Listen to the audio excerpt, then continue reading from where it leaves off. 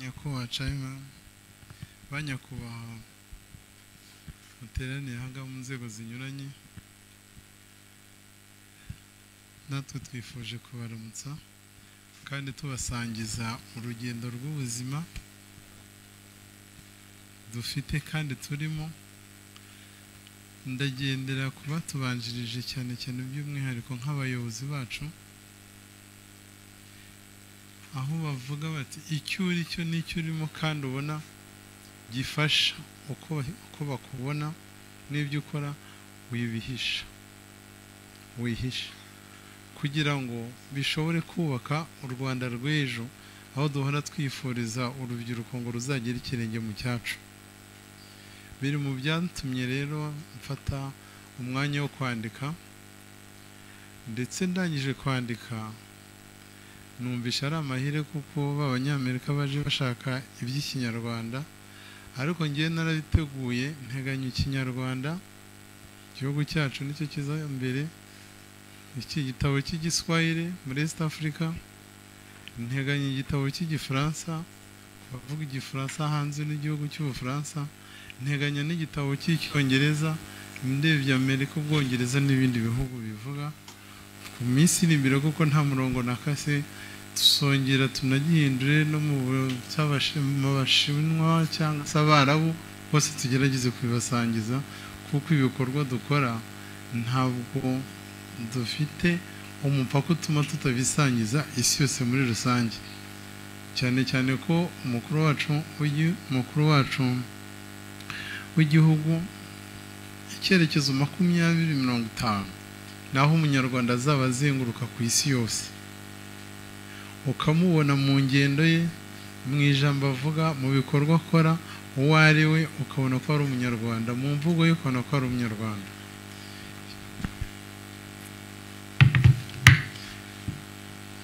nta nubwo nagarukiye aho ngaho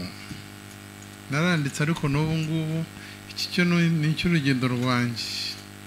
ko nabyirutse uko natangiye nkora naho ngeze uyu munsi ariko hari ikindi mu minsi mikeya n'ubundi ngiye kubasangiza kuko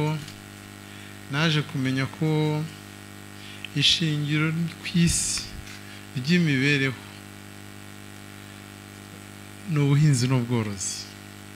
ngiye nkaba ndi muri iyo sector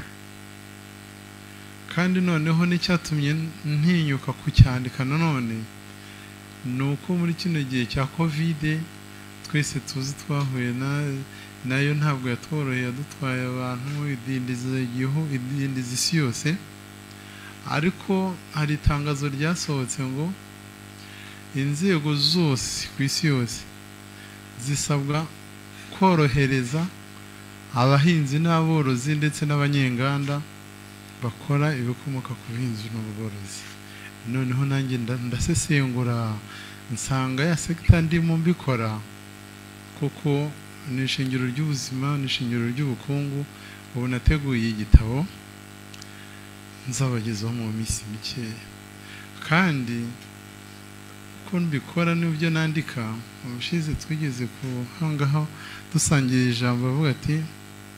umwanditsi agomba kuba ameze ati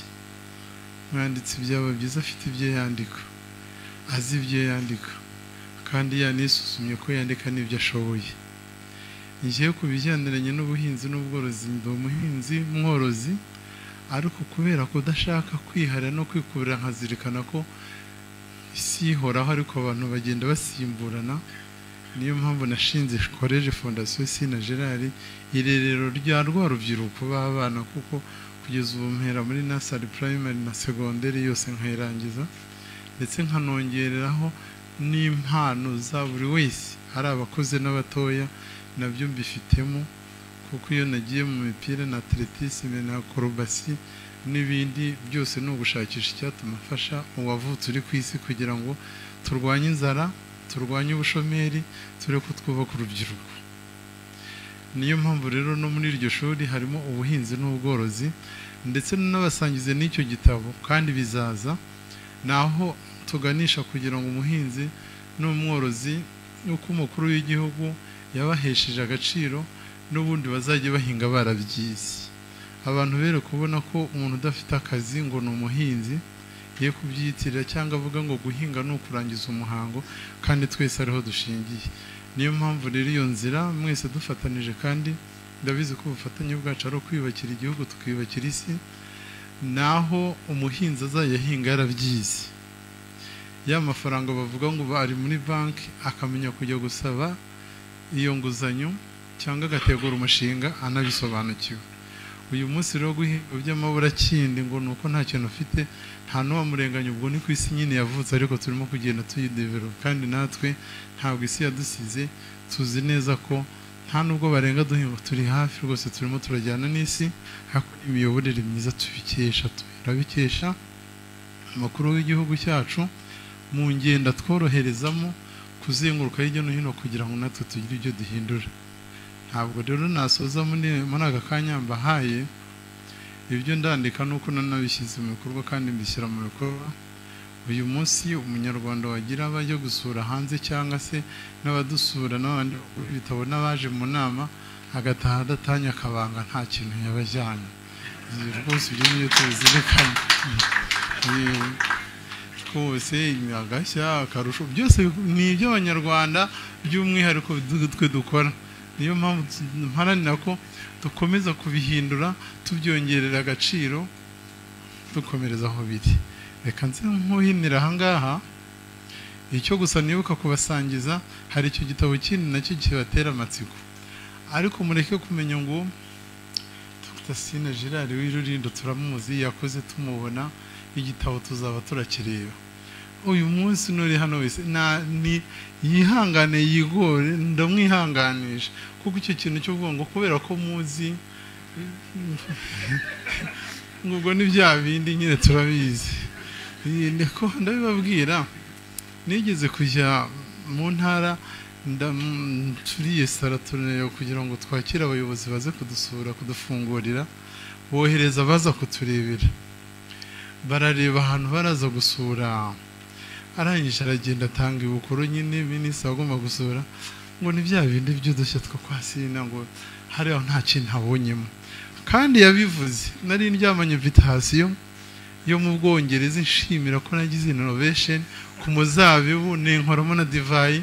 Narangije aho ngaho bataje gusura, mfata indege njya gushimirwa ku isi ko hari ikintu gikomeye nagezeho mu gihugu cyo kuyiza. Ubwo niyo mpamvu ndabasangiza gusoma iki gitabo, kiri muri za ndimi, ugasoma witonze, ukagenda neza witonze. Iyo urangije kugisoma usanga hari imishinga rero waratinye kwinjiramo ngo mfite make sinabishobora, ibintu ibi n'ibi, yaba wowe cyangwa n'umuturanyi cyangwa n'undi wafasha, uzabifinde, uzakirangiza akabona nta kintu abonyemo, akabona ari bisanzwe. Aderese zirimo uzareba akabanga, urebeho aderese zanjye ziriho, nurangiza umpamagare tuvugane, nzagutungira agatoki aho utabonye. Murakoze.